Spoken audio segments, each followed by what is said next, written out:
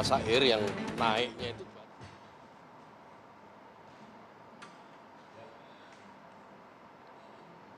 ini orang-orang yang amanah, jadi ketika muncul begini-begini kita nggak kebingungan.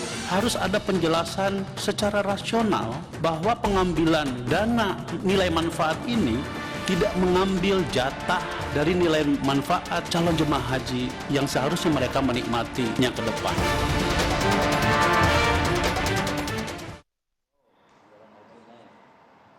Selamat malam pemirsa, setelah penantian selama kurang lebih 2 tahun, akhirnya jemaah haji di Indonesia dan di seluruh dunia bisa menjalankan atau melaksanakan ibadah haji pada tahun ini.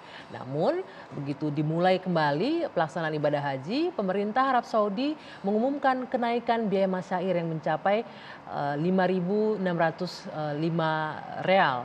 Dan kalau dirupiahkan, akhirnya pemerintah bersepakat dengan DPR kemarin untuk menambah anggaran dana haji sebesar 1,5 triliun, angka yang cukup tinggi, dan pendanaan ini pun disetujui akhirnya diambil dari nilai manfaat dan nilai efisiensi dana keuangan haji dari tahun-tahun sebelumnya. Tepatkah penggunaan dana tersebut dan bagaimana pula kemudian ini penggunaan dana ini adalah untuk haji reguler.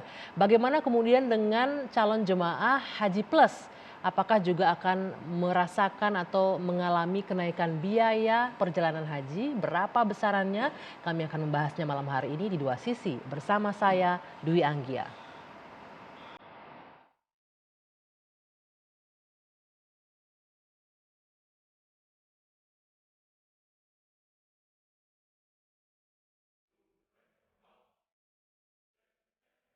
Ini kan murni otoritas dari pemerintah Saudi. Masyair yang naiknya itu baru per 21 Mei yang lalu, dan itu sangat tiba-tiba. Untung DPR-nya, kemudian BPKH, kementerian, semua ini orang-orang yang amanah, jadi ketika muncul begini-begini kita nggak kebingungan.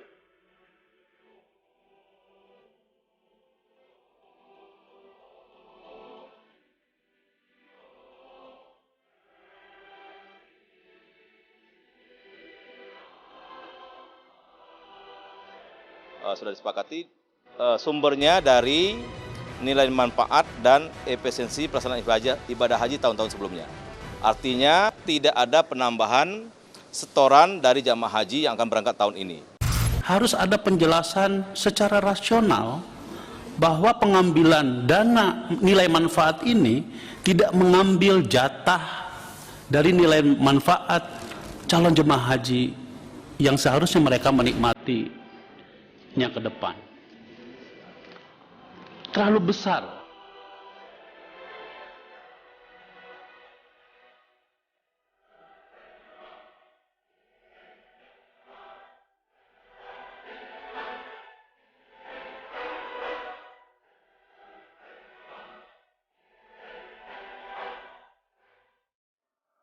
Baik pemirsa, mungkin sebagian dari Anda sudah mendengarkan mengenai kenaikan biaya perjalanan haji, kemudian biaya masyair, walaupun pada akhirnya tidak dibebankan pada calon jemaah haji. Tapi sebenarnya apa yang terjadi sehingga biaya masyair ini meningkat? Apa sih sebenarnya dibalik kenaikan biaya haji ini oleh pemerintah Arab Saudi? Ini akan jadi bagian pembahasan kita malam hari ini. Untuk itu saya akan memperkenalkan terlebih dahulu sejumlah orang narasumber yang sudah bergabung bersama saya. Di sebelah kanan saya ada Bapak Jaja Jailani, Direktur Pengelolaan Dana Haji dan Sistem Informasi Haji Terpadu Kementerian Agama. Selamat malam Pak Jaja, Assalamualaikum. Assalamualaikum warahmatullahi wabarakatuh. Oke, boleh digunakan mic-nya Pak Jaja ya. Kemudian di sebelah kiri saya ada Pak Farid Aljawi, Sekjen Asosiasi Muslim Penyelenggara Haji dan Umroh Republik Indonesia atau AMPURI. Pak Farid, selamat malam. Selamat malam. Assalamualaikum warahmatullahi wabarakatuh. Waalaikumsalam warahmatullahi wabarakatuh. Di ujung sana ada Pak Bukhori Yusuf, anggota Komisi 8 DPR RI, fraksi PKS. Selamat malam Pak Bukhori. Selamat malam. Assalamualaikum warahmatullahi wabarakatuh. Waalaikumsalam. Kita juga mengundang BPKH, Badan Pengelola Keuangan Haji, Bapak-Bapak untuk bisa ikut bergabung berdiskusi malam hari ini. Kita masih menunggu bergabungnya Pak Acep bersama kita untuk malam hari ini. Tapi sebelumnya saya akan terlebih dahulu ke Pak Jaja. Pak, tadi kan sudah masyarakat sudah mengetahui ini bahwa dana haji ini kemudian sudah mendapatkan tambahan anggarannya. Pak Bukhori dan teman-teman di DPR sudah mengetok itu menyepakati penambahan 1,5 triliun. Tapi mungkin bisa dijelaskan Pak Jaja, apa sih yang menyebabkan faktor masyair ini dari kerajaan Saudi naik sampai sekian, 300% lebih ya Pak ya, dari 1.500 sampai ke 5.600 sekian rial. Silakan Pak digunakan mic-nya.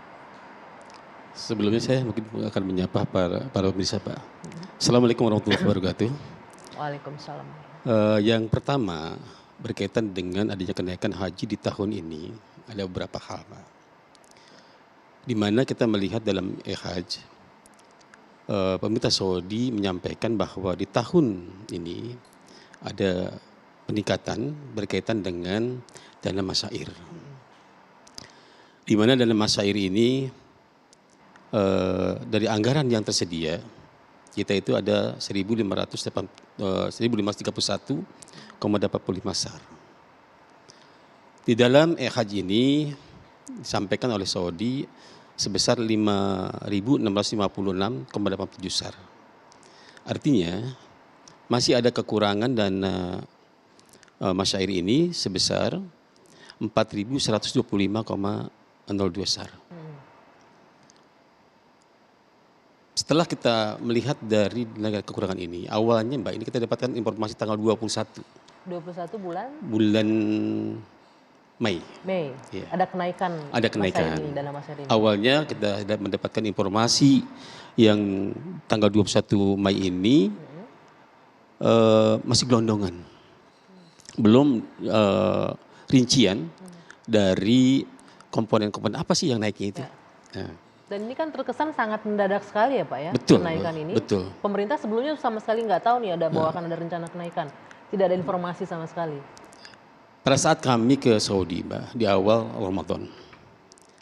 Selanjutnya bersama-sama Pak Menteri dan Pak Menteri juga di tanggal 21 itu masih berada di sana, mendapatkan informasi itu masih gelondongan. Akhirnya kami belum bisa menghitung poin-poin apa yang akan naik gitu. Nah akhirnya setelah 3 hari berikutnya muncul rinciannya, yaitu di mana rincian dari masing-masing komponen baik di Arafah, Muzdalifah dan Mina atau Al-Muzdna namanya.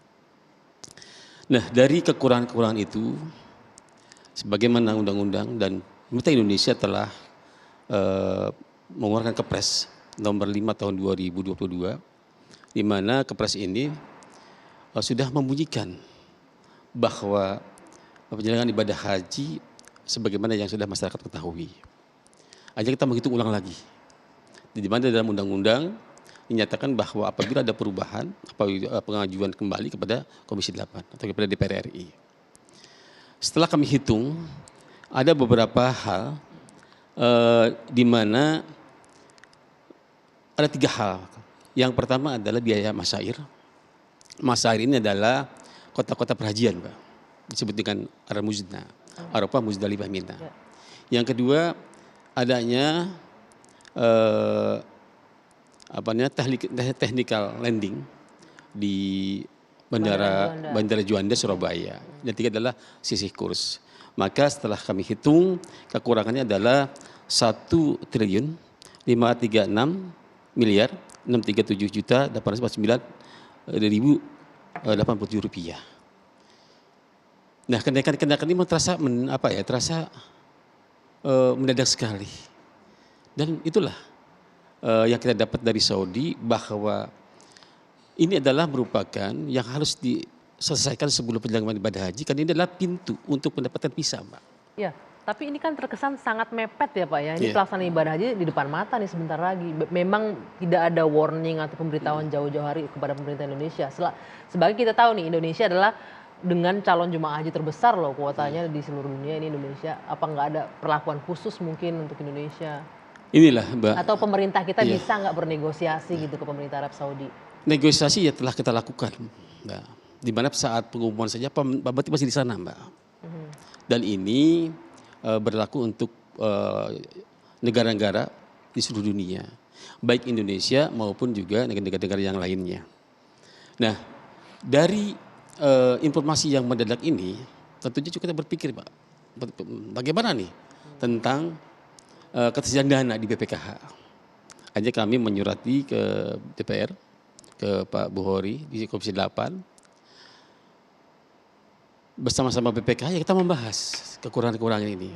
Apakah BPKH sesuai dengan amanah undang-undang itu menyediakan berkaitan dengan dana yang dikelolanya.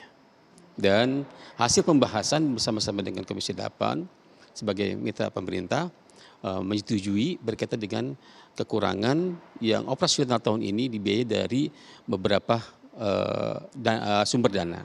Yang pertama adalah dari nilai manfaat, yang kedua dari dana efisiensi. Yang kedua itulah semua milik dan jemaah milik haji dana ya? jemaah haji reguler. Oke. Jadi pendanaan yang diberikan atau diserahkan oleh BPKH itu adalah merupakan dana efisiensi dan juga dana nilai manfaat dari jamaah haji reguler. Oke, sebentar sampai di sana dulu Pak Jaya. Saya mau ke Pak Bukhori. Pak Bukhori, mengingat posisi Indonesia punya Muslim terbesar di dunia ya, itu juga kita bisa bilang dalam tanda kutip ini suplai calon jemaah haji terbesar juga Indonesia. Apa kita nggak mungkin Pak, walaupun tadi katanya pemerintah di sana mencoba negosiasi, tapi tetap nggak bisa untuk nego, bargaining position kita kan harusnya lebih kuat untuk bisa dapatkan fasilitas atau kemudahan gitu. Baik Mbak Anggi, Assalamualaikum warahmatullahi wabarakatuh. Pertama saya ingin menanggapi bahwa sebenarnya teman-teman di Komisi 8 dan termasuk saya adalah pihak yang dalam tanda petik kaget dicampur kecewa sebenarnya. Kaget kenapa? Karena tinggal beberapa hari jamaah kita sudah mulai diberangkatkan untuk kloter pertama. Kalau kloter pertama itu nanti tanggal 4 Pak Juni, ya. Maka ini tinggal 4 hari lagi. Kalau hari ini tanggal 1 atau kemarin tanggal 1 sekarang tinggal 3 hari lagi. Lah tiba-tiba ada permintaan penambahan anggaran. Alasannya ada kenaikan khususnya dalam dicasnya khidmah masyair. Sebenarnya kami melihat itu bukan kenaikan anggaran. Apa dong kalau Khidmat masyair? Khidmat masyair itu adalah penentuan harga. Yang memang selama ini juga ada di sana. Tidak ada kenaikan anggaran karena selama tahun 2022 ini pemerintah Arab Saudi belum mengeluarkan harga berapa casnya itu. Tetapi memang yang disayangkan dia ngecas di hari-hari akhir, di limited day, hari-hari yang kemudian kita tidak banyak bisa berkutik gitu. Nah ini kan ketika dalam situasi tidak banyak berkutik, maka kemudian kami Komisi 8, kalaulah hari ini menyepakati, itu hanya satu-satunya untuk menyelamatkan jamaah, bukan karena setuju dengan cara-cara itu. Artinya opsi ini sebenarnya bukan opsi ideal. Opsi ini bukan opsi ideal, opsi ini adalah opsi memaksa dalam kegentingan yang memaksa, tidak pilihan lain. Sebab kalau kita tidak menyetujui, yang akan jadi korban adalah jamaah yang jadi berangkat. Yang nggak jadi berangkat. Itu yang pertama. Yang keduanya boleh tahan yang dulu nggak Pak kedua, saya Bukhori? kecewanya adalah. Sebentar, boleh ditahan dulu nggak? Karena kita harus jeda nih, disimpan dulu boleh ya? Baik, kita jeda dulu sejenak. Dua sisi akan kembali sesaat lagi pemirsa.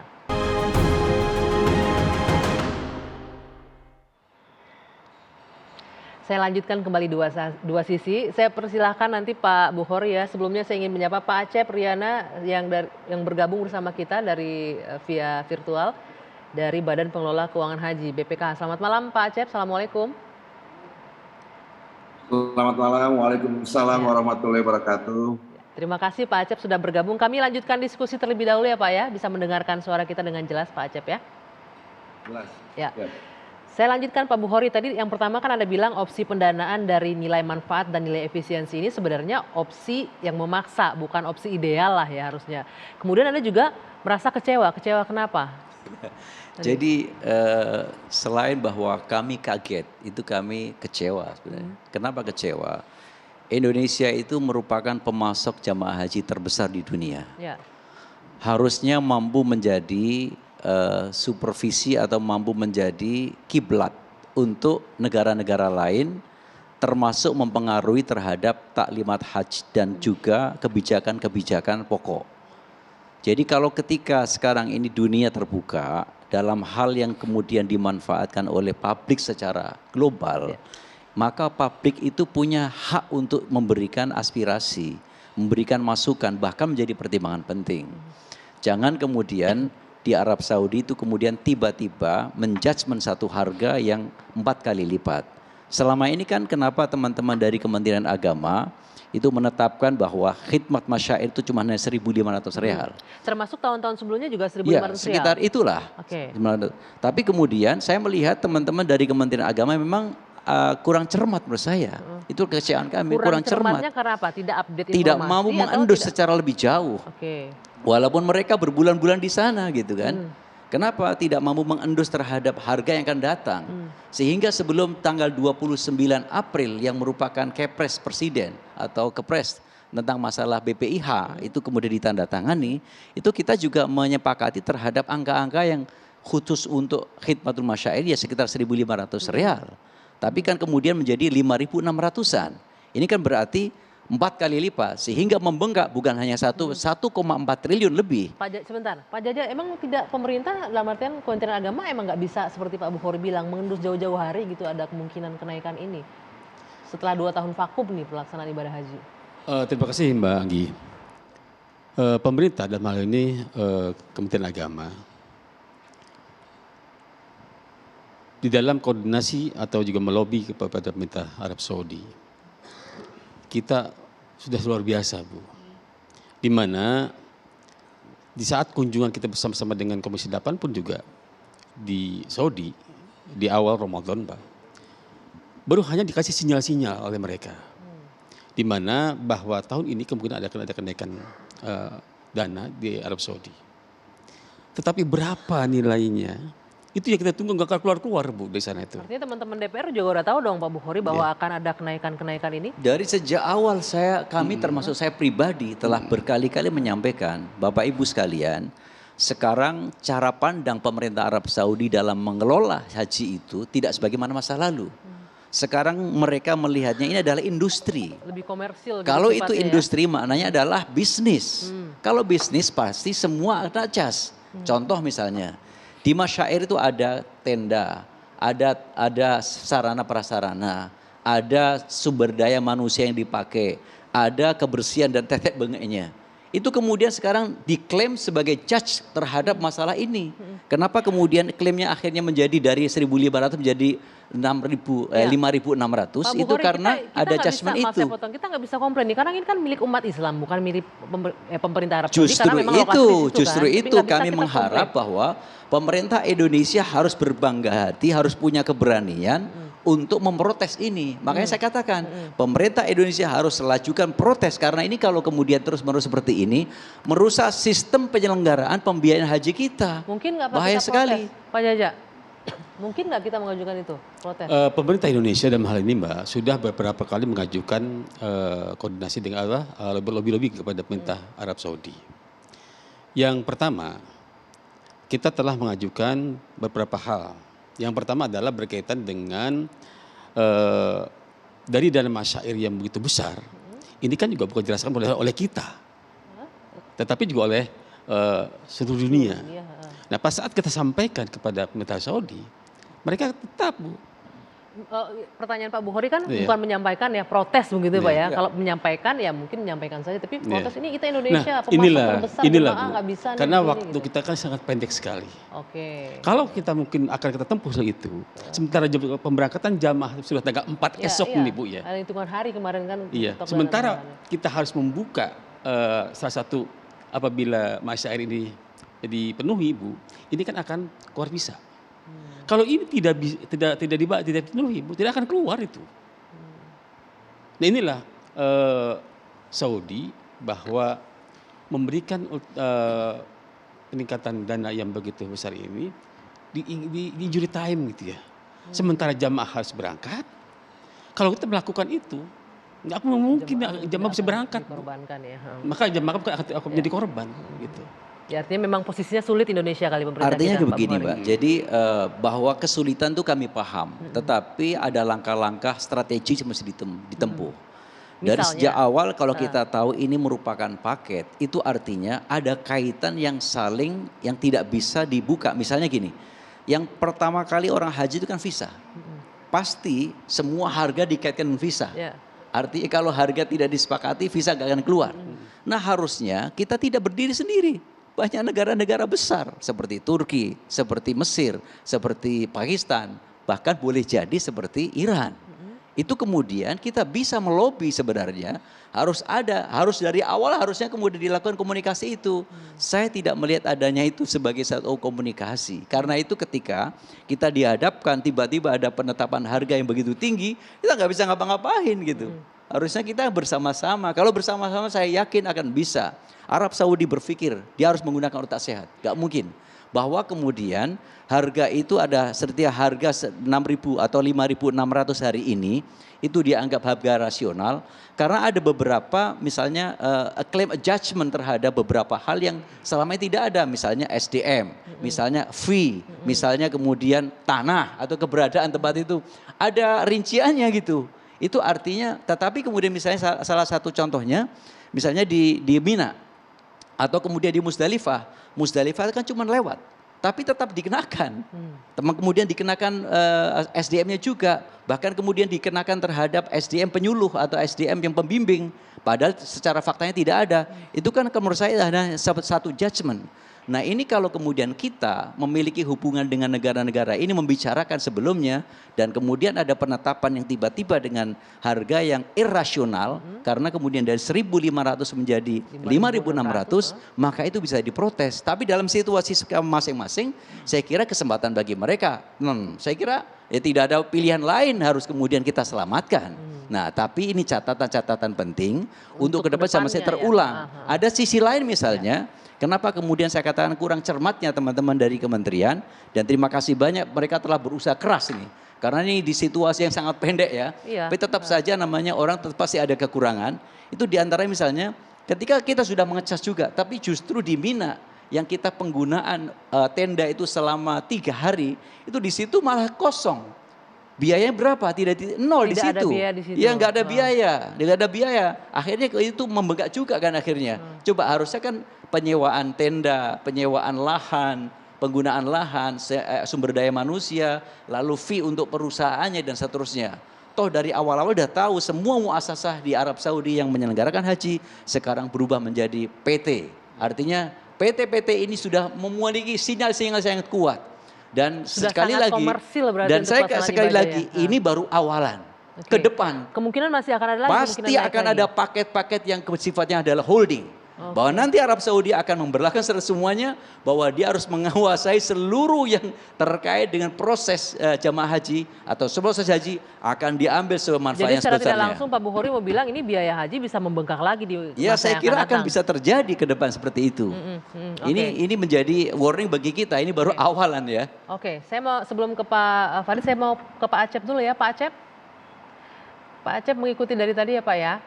Pak Acep di awal tadi disebutkan ini kan sumber pendanaan nilai ini dari dana untuk penambahan ini kan dari nilai manfaat dan nilai efisiensi. Tadi Pak Bukhori menyebutkan opsi sumber dana ini sebenarnya bukan opsi yang ideal, ini opsi yang memaksa tapi demi menyelamatkan calon jemaah ya udah terpaksa harus diambil. Sebenarnya ada opsi lain nggak Pak untuk pembiayaan penambahan pembengkakan anggaran haji ini?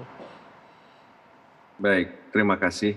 Pertama kami dari BPKH ingin menyampaikan bahwa sesuai dengan Undang-Undang Nomor 34 Tahun 2014, itu BPKH itu ada kewajiban untuk menjaga likuiditas. Jadi kita diminta untuk menjaga likuiditas minimal 2 kali BPIH. Jadi harus tersedia dana likuid minimal 2 kali biaya perjalanan ibadah haji. Nah, saat ini itu ada sekitar hampir 3 kali ya, mungkin 2,85 kali dari biaya perjalanan haji tadi BPIH. Nah, artinya BPKH memiliki likuiditas ini. Nah, likuiditas itu yang digunakan untuk memberangkatkan ibadah haji itu memang terbagi 2. Pertama adalah dari setoran jamaah itu sendiri yang pernah mereka lakukan.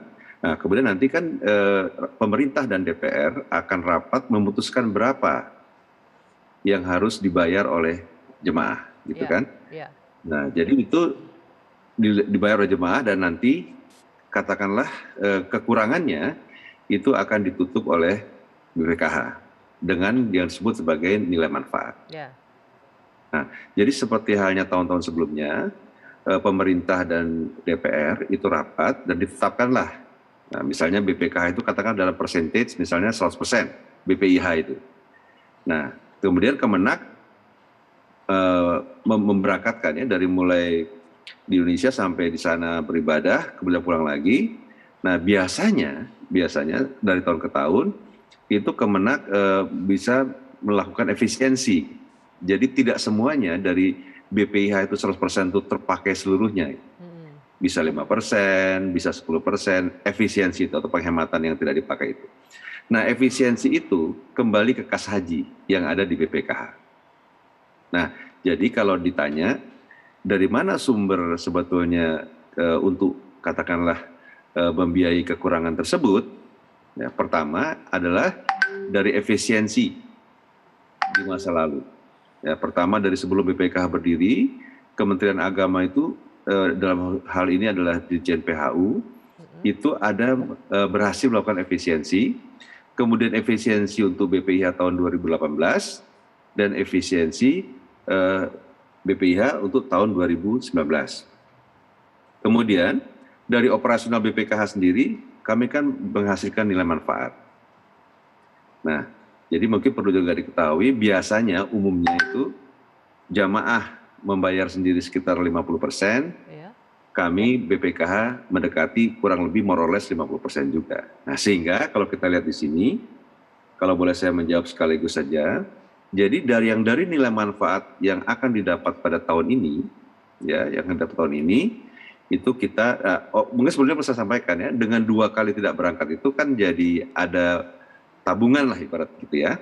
Ya, jadi untuk tahun ini saja sebetulnya kita bisa menghasilkan rata-rata sekitar 10 triliun nilai manfaat itu gitu ya. Untuk di tahun ini aja, Pak ya? Ya, nah jadi kan ini kan kekurangannya kalau di total itu maaf ya Mbak ya, itu sekitar 1.536 miliar lebih. Ya.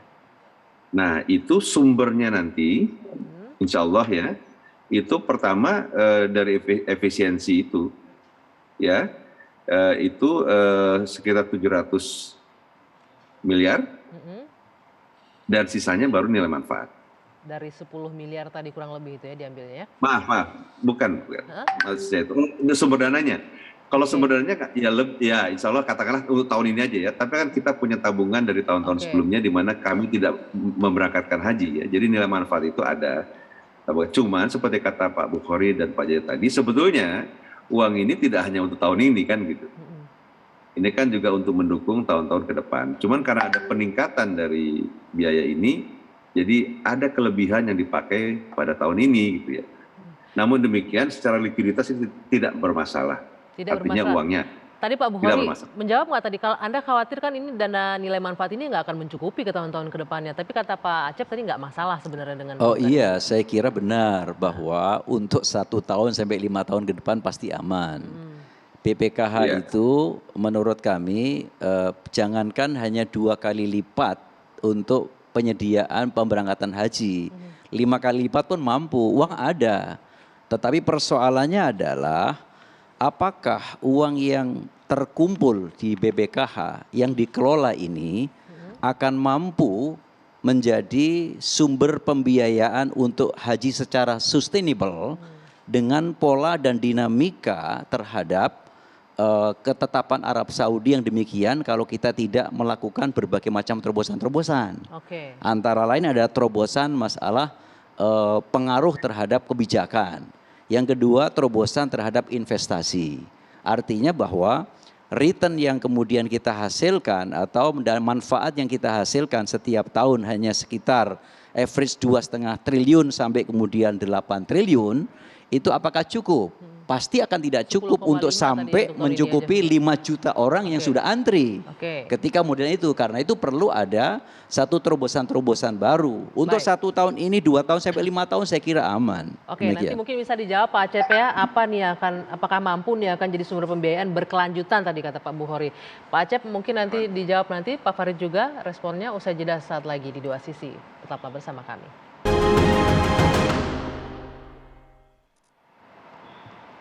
Kembali di Dua Sisi, saya ingin langsung ke Pak Acep, masih tersambung bersama kami Pak Acep. Ya, siap. Pak Acep mungkin bisa dijawab tadi pertanyaan Pak Bukhori, apa skema ini akan mampu jadi sumber pembiayaan berkelanjutan nih Pak menggunakan nilai manfaat dan nilai efisiensi ini? Untuk 2-5 tahun mungkin masih aman, setelah itu bagaimana? Baik, terima kasih Mbak. Ya, saya pikir Pak Bukhori tentu saja benar Pak. Jadi kalau misalnya pola ini terus dipakai, kemungkinan memang pada akhirnya tidak mencukupi.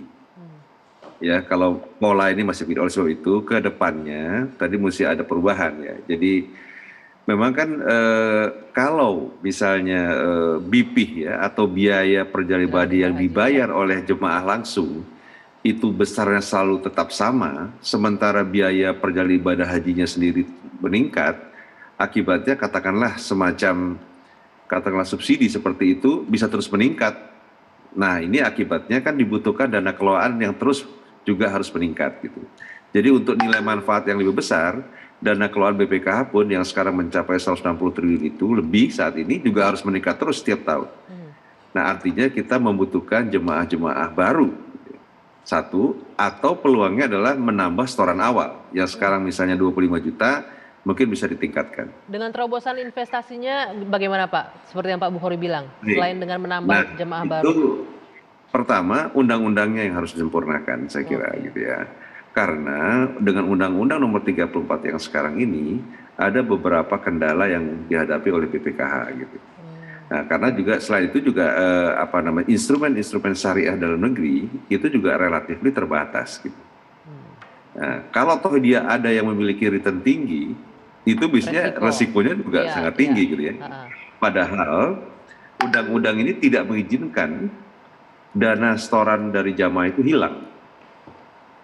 Jadi nggak boleh. Ya, kalau itu kita punya sanksi yang cukup berat, yaitu tanggung renteng gitu ya. Ini saya kira akhirnya kami memang mempunyai appetite yang low sampai low to moderate risk saja gitu ya. Nah, jadi cari jalur yang aman begitu Pak Bukhori. Kalau undang-undang balik lagi ke Pak Bukhori ya Pak Acep ya, teman-teman ya harus revisi lagi. Namun demikian Pak, saya perlu sampaikan juga bahwa tidak berarti dengan kan seperti itu apa-apa yang ditargetkan oleh DPR dan pemerintah kepada kami selalu dapat kami capai, alhamdulillah gitu ya. Artinya tidak berarti kalau kita ada kendala dengan undang-undang kemudian kami tidak bisa mencapai target-target yang dibebankan kepada kami.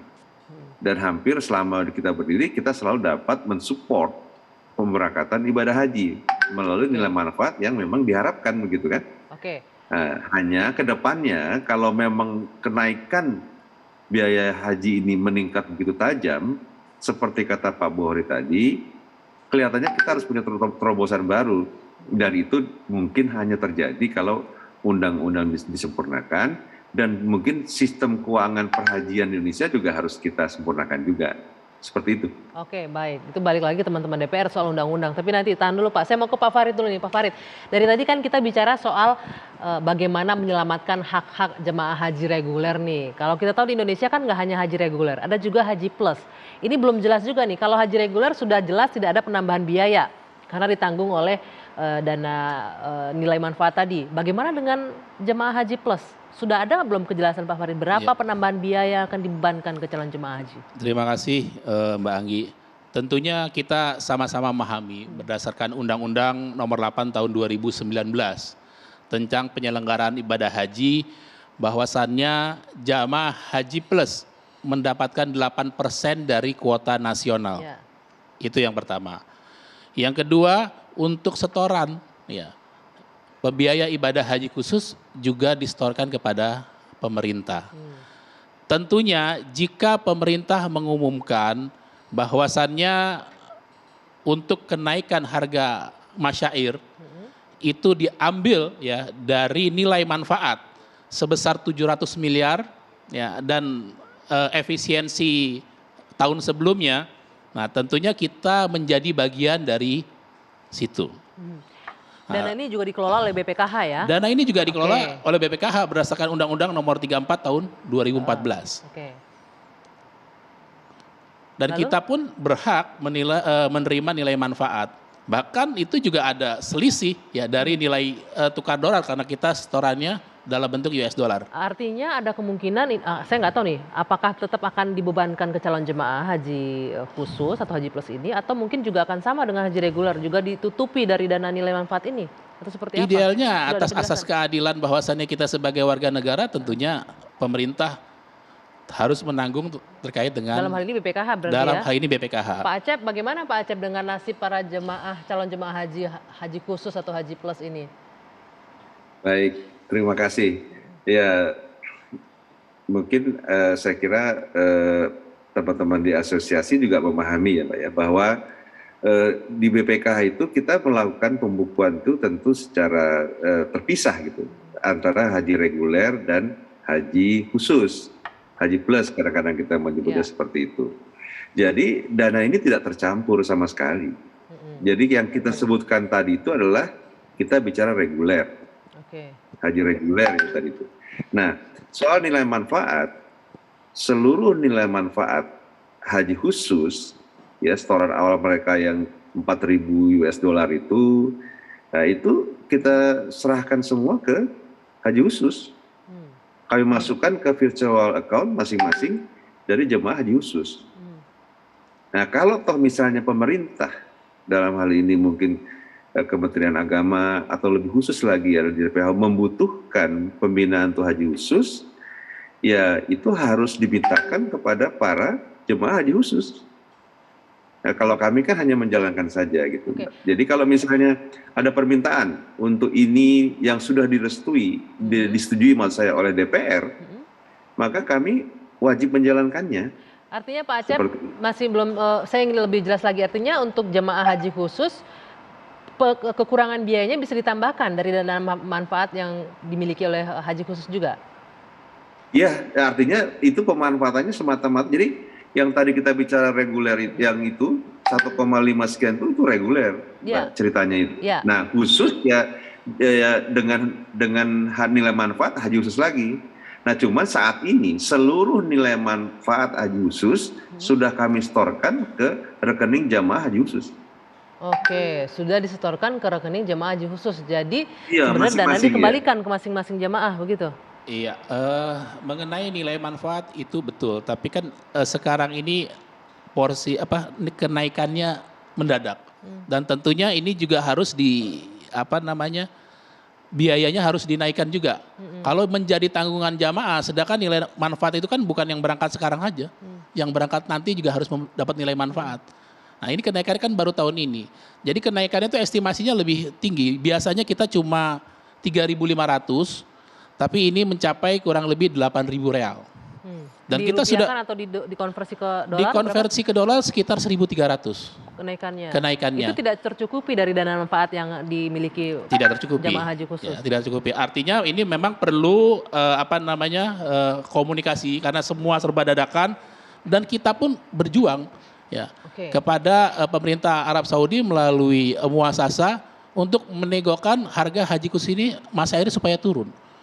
Di bulan Ramadan kemarin tim kami datang bertemu langsung dengan muasasa yang sekarang menjadi syarikat, atau tadi Pak Bukhari sebutkan menjadi PT ya. Menjadi swasta. Dia sudah menyebutkan kisi-kisi angkanya kenaikannya minimal 10.000 real. Namun itu tidak tertulis sehingga kita juga sulit menjelaskan kepada jamaah yang akhirnya terus waktunya berjalan hingga setelah Ramadan ini. Oke, baik. Nanti kita lanjutkan lagi Bapak-Bapak, kita harus jeda dulu sebentar. Dua sisi akan kembali saat lagi. Saya lanjutkan kembali terpotong kepada Pak Farid tadi. Pak Farid tadi Pak Acep menyebutkan bahwa sebenarnya nilai manfaat dari dana haji untuk haji khusus ini kan sudah dikembalikan ke jamaah. Itu sejak kapan diterima? Yang dana manfaat nilai manfaat sebelumnya juga diterima? Jadi mengenai nilai manfaat yang disebutkan oleh Pak Acep yang dikembalikan kepada kami itu juga baru sekarang. Baru sekarang? Ya, sedangkan kita menyetorkan kepada pemerintah itu kan sudah di atas 5 tahun, bahkan mungkin 8 tahun. Tentunya atas asas keadilan ya dipertimbangkan kembali. Karena ini kepentingan umat, kepentingan bersama, sesuai dengan Undang-Undang Nomor 34 Tahun 2014 bahwasannya ya semua jamaah haji ya termasuk haji khusus. Begitu. Walaupun cuma 8%. walaupun cuma 8%, tapi Betul. nilainya cukup besar gitu ya.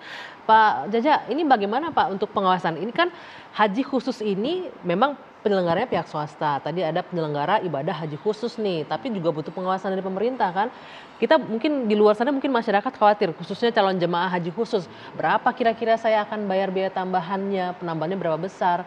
Jangan-jangan nih, saya tidak mau seuzon ya, jangan-jangan mereka khawatir nanti bisa saja pihak travel naiknya luar biasa tinggi, semena-mena dan lain-lain. Pengawasan dari pemerintah seperti apa Pak? Gini Mbak, di dalam penyelenggaraan ibadah haji kita ada dua. Pertama adalah penyelenggara ibadah haji reguler, dalam hal ini adalah pemerintah. Yang kedua, penyelenggara haji khusus atau PHK, yaitu salah satunya adalah Ampuhri, Pak Farid. Di dalam pola atau tata kelola, di mana untuk haji khusus ada kewenangan yang diberikan oleh pemerintah kepada PHK. Pemerintah hanya mengatur berkaitan dengan standar minimal untuk penyelenggaraan ibadah. Itu adalah ibadah khusus dari sekitar 800 US dollar. Nah, untuk menentukan apakah rate yang terendah atau yang tertinggi, itu diberikan keleluasaan Bu kepada PHK, ibadah haji khusus itu. Tinggal mengatur paket-paketnya. Nah, selanjutnya di dalam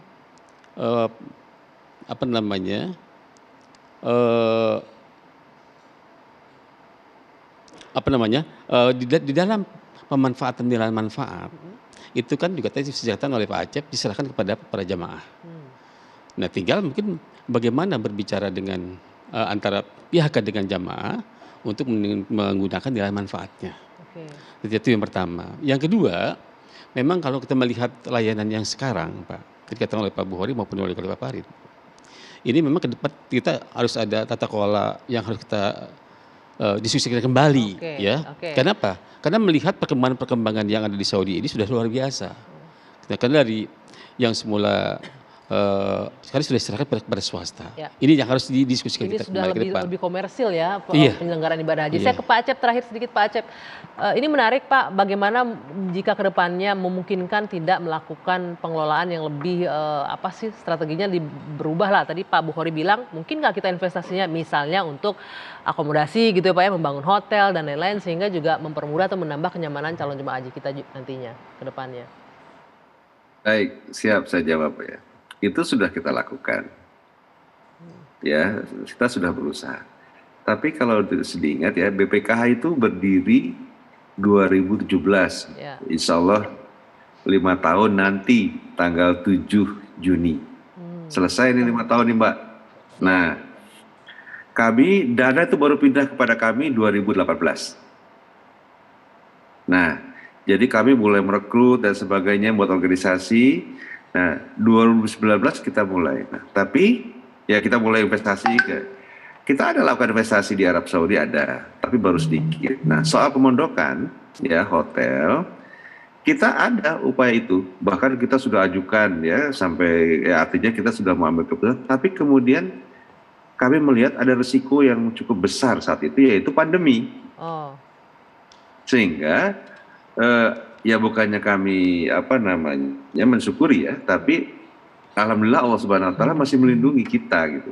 Kalau waktu itu kita jadi book misalnya untuk 5 tahun hotel gitu ya, padahal 2 tahun tidak ada haji, itu kan sama dengan kami berinvestasi tapi tidak ada hasilnya. Ya dalam sudut pandang keuangan itu kerugian.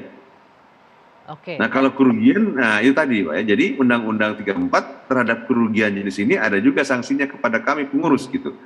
Nah jadi di samping itu juga uang haji ini kan nggak boleh hilang, bukan hanya tidak boleh hilang tapi juga harus menghasilkan gitu. Nah jadi kalau misalnya ke depan tentu kami ada pemikiran itu untuk berinvestasi, pemondokan hotel misalnya di Arab Saudi. Nah, kemarin tidak kita lakukan bukan karena kami tidak mencoba ke sana, tapi karena kami bertindak hati-hati. Karena 2 tahun gitu ya Pak Acep ya? Ya itu aja. Selanjutnya tapi satu lagi yang penting Mbak, bahwa kegiatan investasi di Arab Saudi itu harus melibatkan Kementerian Agama. Karena operasional haji itu kami hanya uangnya aja, Mbak. Oke, itu yang sangat harus hati-hati Pak, karena uangnya itu Pak. Baik, terima kasih Pak Acep atas waktunya, Bapak-Bapak, sayang sekali waktu sudah habis. Pak Bukhori terima kasih, Pak Farid terima kasih, Pak Jaja terima kasih. Mudah-mudahan apapun itu yang terbaik untuk calon jemaah haji kita. Waktunya sudah habis Pak, mohon maaf sekali. Saya ketemu lagi dengan Anda pemirsa pekan depan di Dua Sisi. Selamat malam, sampai jumpa.